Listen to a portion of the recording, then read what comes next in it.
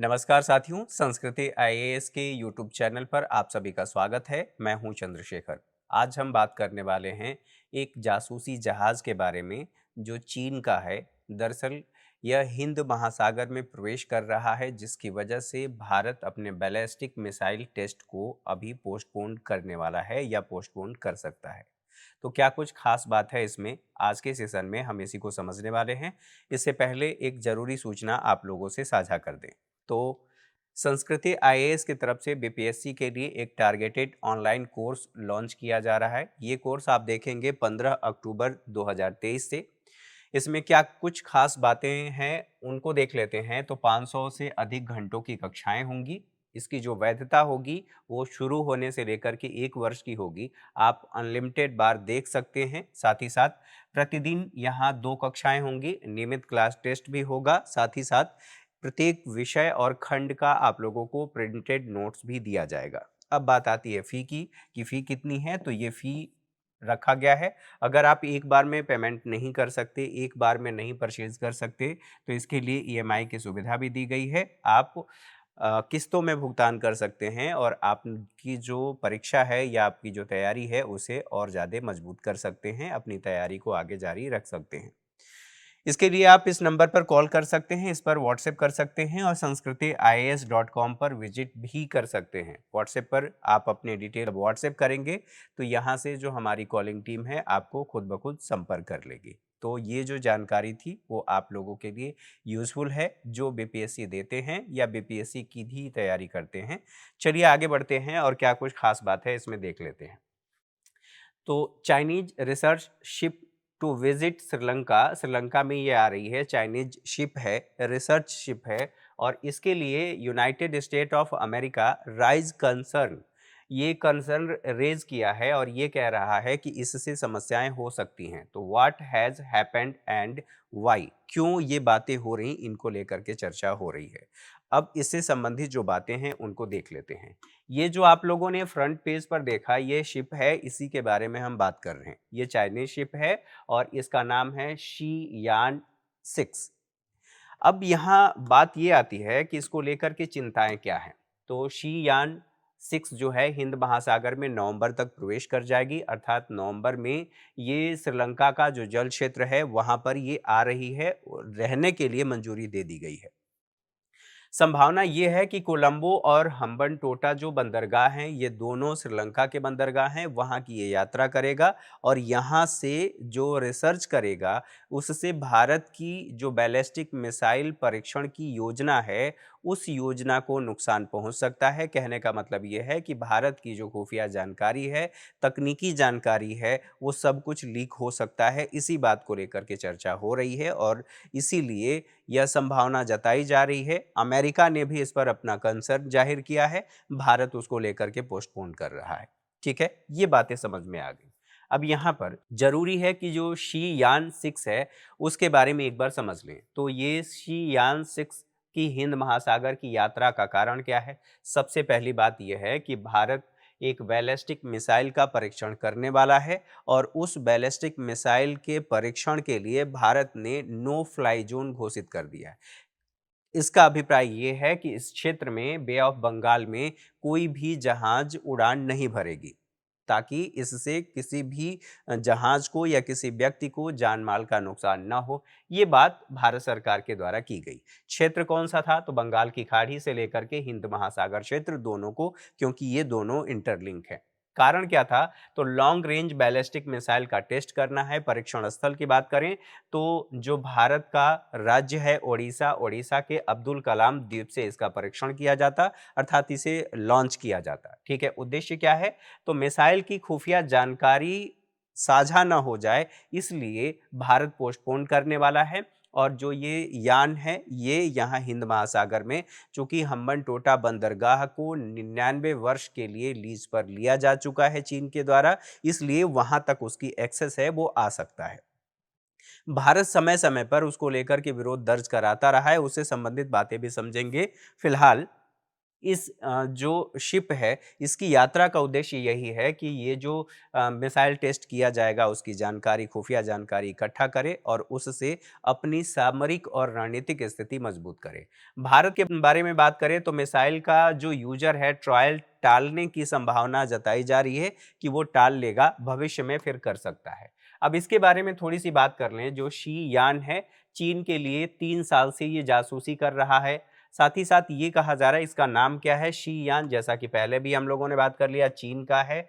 ये लॉन्च कब हुआ था, तो 18 जुलाई 2020 को लॉन्च किया गया था। इसका अर्थात टाइप की बात करें, किस टाइप का यह शिप है, तो यह रिसर्च शिप है, जासूसी के लिए इसका इस्तेमाल किया जाता है।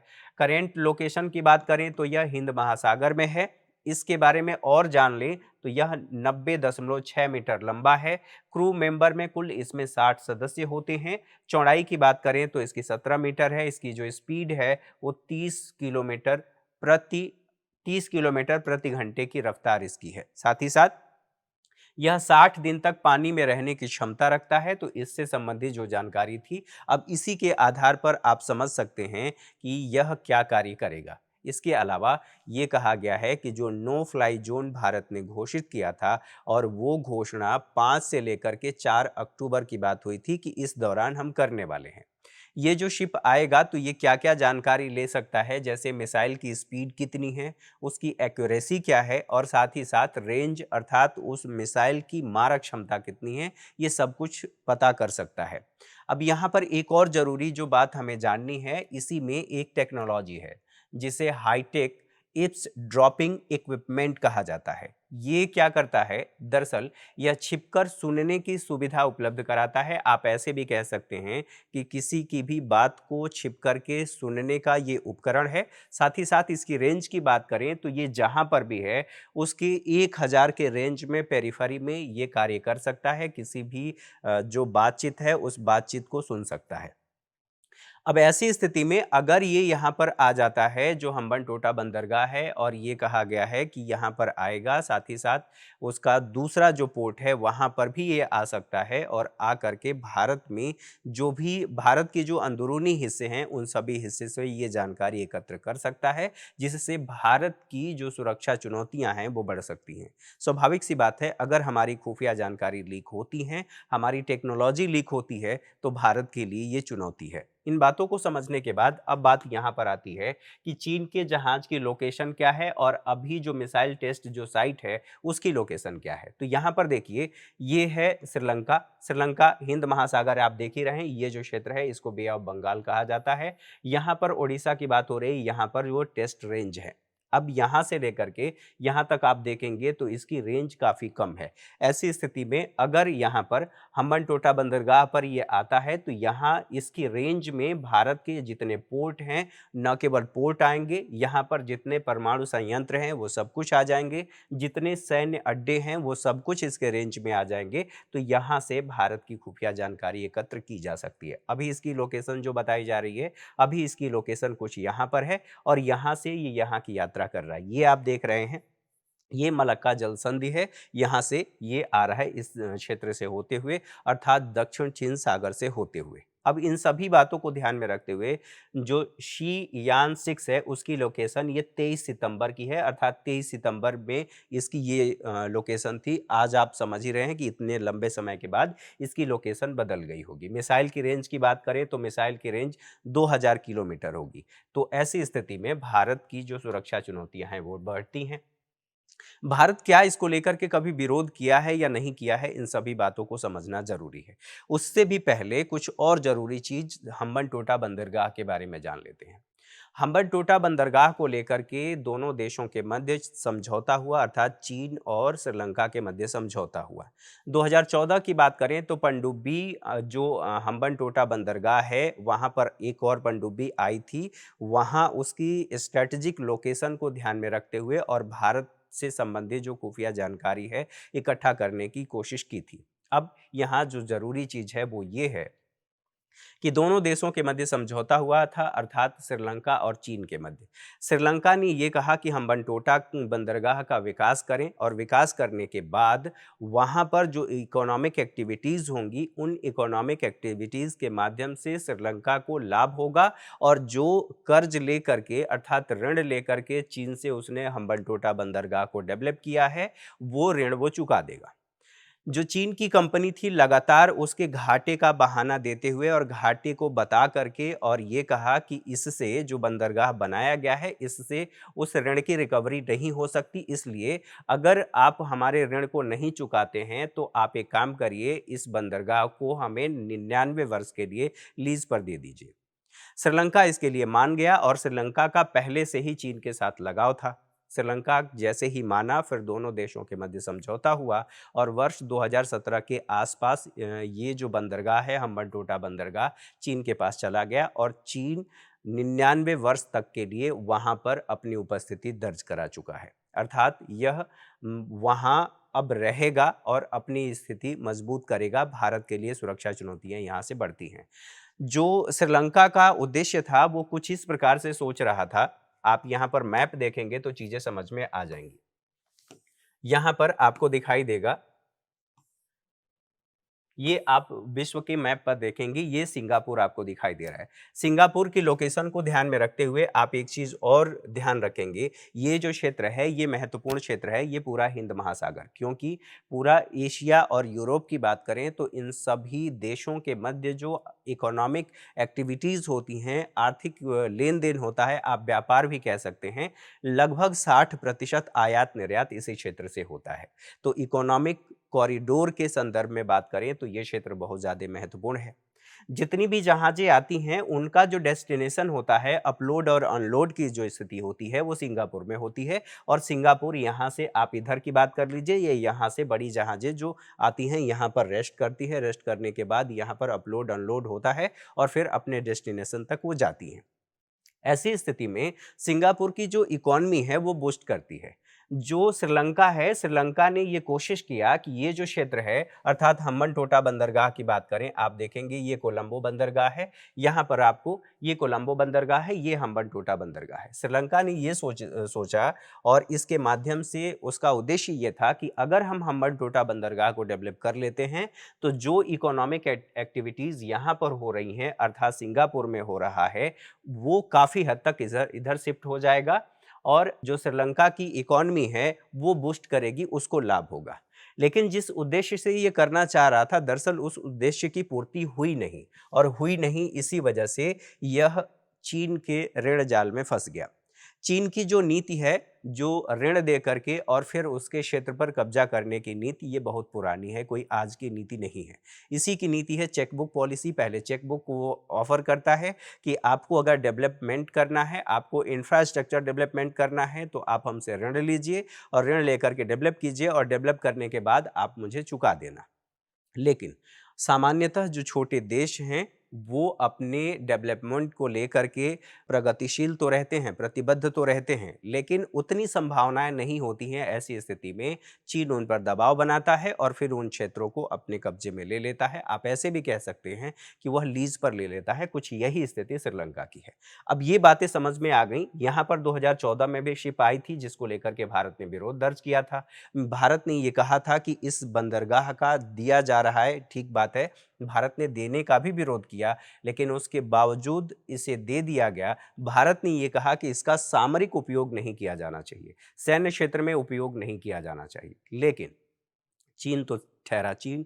चीन हमेशा से किसी देश की बात मानता नहीं है और दूसरी बात यह है कि जो वैश्विक संस्थान हैं, जो इंटरनेशनल ऑर्गेनाइजेशन कह सकते हैं, इंटरनेशनल लॉ जो हैं, उनको भी नहीं मानता है। ऐसी स्थिति में चीन की जो पनडुब्बी देखी गई थी उसको लेकर के भारत ने विरोध दर्ज कराया था और लगातार भारत विरोध दर्ज कराता रहा है। श्रीलंका उसके लिए मना करता रहा है कि नहीं, ऐसा कुछ भी नहीं है, ऐसी कोई भी शिप यहाँ पर नहीं आती है। जबकि हकीकत ये है कि चीन अपनी इकोनॉमिक एक्टिविटीज को बढ़ावा देने, अपनी सामरिक और आर्थिक स्थिति को मजबूत करने के लिए इस क्षेत्र में अपने प्रेजेंस को लगातार बढ़ा रहा है। अब इन सभी बातों को समझने के बाद इसके बारे में थोड़ा समझ लेते हैं। 2020 की बात करें तो जनवरी में 4 से 6 चीनी जो रिसर्च शिप हैं वो हिंद महासागर क्षेत्र में देखे गए थे। इसके बाद भारतीय नेवी सतर्क हो गई थी अपनी इस जो स्ट्रेटेजिक लोकेशन है उसको लेकर के। 2022 की बात करें तो 16 से लेकर के 22 अगस्त तक में चीन के जासूसी शिप युआन वांग 5 के श्रीलंका के हम्बनटोटा पोर्ट पर रुका था। तब भी भारत ने श्रीलंका के सामने विरोध दर्ज किया था और ये कहा था कि ये भारत की संप्रभुता को प्रभावित कर सकता है, भारत की सुरक्षा को प्रभावित कर सकता है। तब भी श्रीलंका ने मना कर दिया था।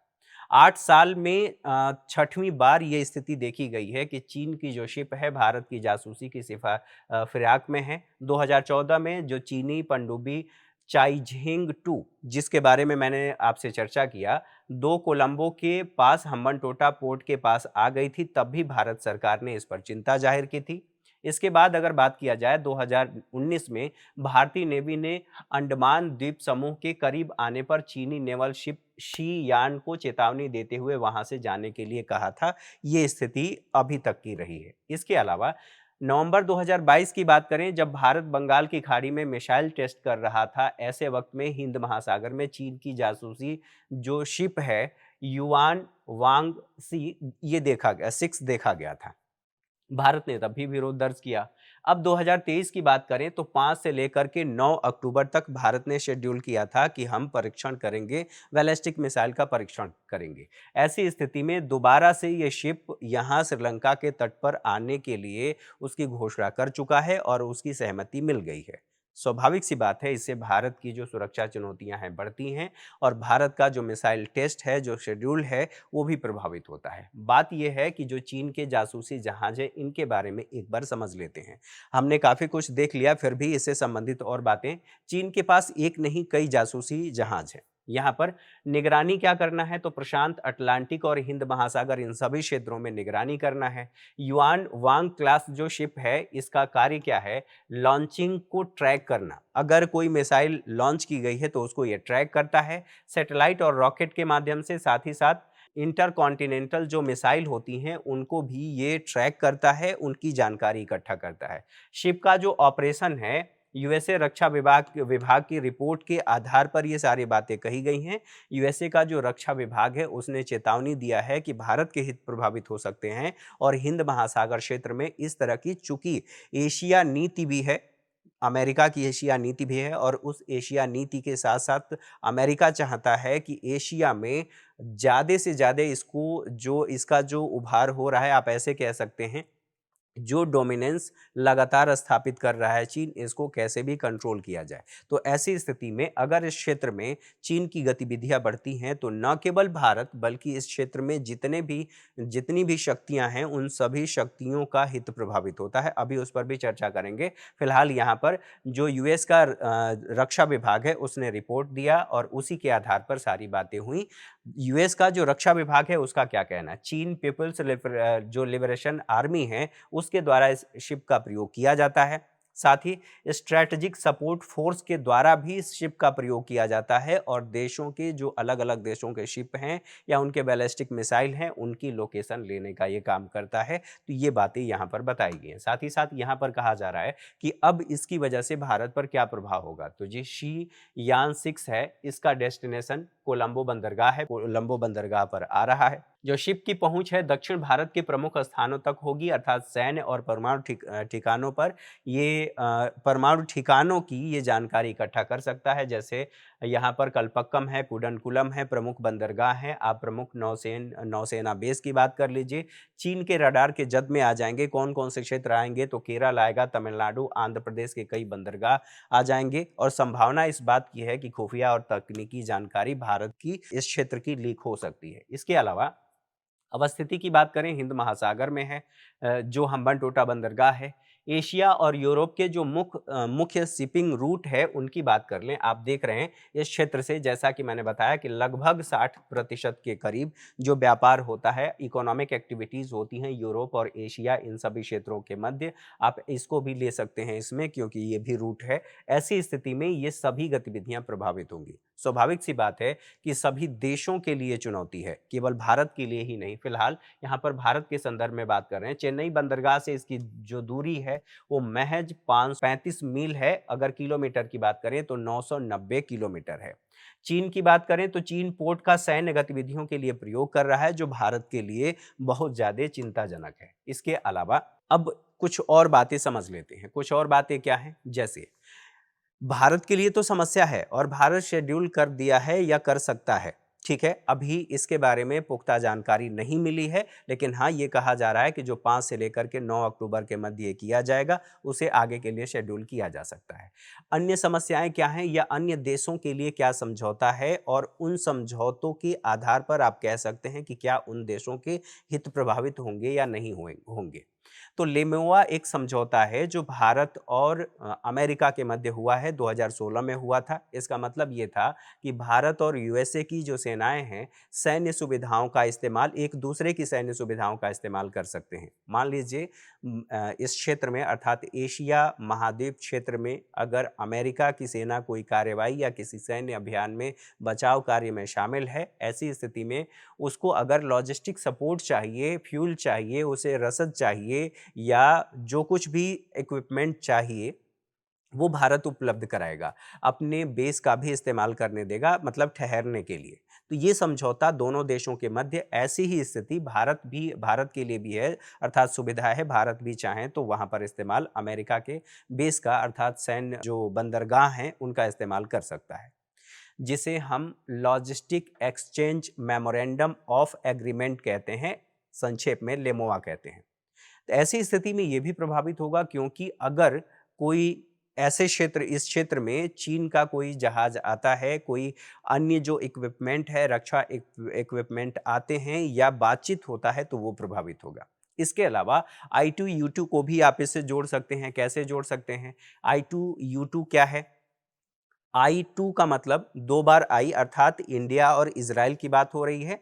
यू का मतलब है यूनाइटेड अरब अमीरात और यूएसए की बात हो रही है। ये दोनों देश हैं, ठीक है। अब इन चारों को मिलाकर के जो एक समझौता बना था और जो ये संगठन कार्य कर रहा है, दरअसल सहयोग और समर्थन देने की बात है। किन किन क्षेत्रों में? तो यहाँ पर इंफ्रास्ट्रक्चर के क्षेत्र में, प्रौद्योगिकी और समुद्री सुरक्षा के क्षेत्र में इन चारों देशों के हित जुड़े हुए हैं। तो इसको लेकर के समझौता हुआ था। जाहिर सी बात है, इन चारों देशों की जो सुरक्षा और उससे संबंधित जो इक्विपमेंट हैं, उनकी जानकारी लीक हो सकती है, प्रभावित हो सकती है। अब बात कर लेते हैं क्वाड के बारे में। क्वाड जिसमें भारत है, अमेरिका है, ऑस्ट्रेलिया है और जापान है, इस क्षेत्र से संबंधित है। स्वाभाविक सी बात है कि इन देशों के जो साझा हित हैं, साझा हित भी अगर इस क्षेत्र में डोमिनेंस लगातार बढ़ता है और इस तरह की शिप के जरिए वो जानकारी इकट्ठा करता है, तो ये सभी देश प्रभावित होंगे, उनके हित प्रभावित होंगे। तो इससे संबंधित बातों को समझने के बाद अब देख लेते हैं कि मुख्य परीक्षा का क्या कोई सवाल बन सकता है या नहीं बन सकता है। तो यहाँ पर देखें, हिंद महासागर क्षेत्र में भारत के सामरिक हित पर टिप्पणी लिखिए या टिप्पणी कीजिए, 150 वर्ड में आप लिख सकते हैं। तो आज के सेशन में मेरे साथ इतना ही। अगर ये जानकारी अच्छी लगी तो आप हमारे चैनल को सब्सक्राइब जरूर करें, बेल आइकन को प्रेस करें और साथ ही साथ अपनी प्रतिक्रियाएं भी जरूर दें, ताकि हमारा मनोबल बढ़ता रहे। Thank you for watching.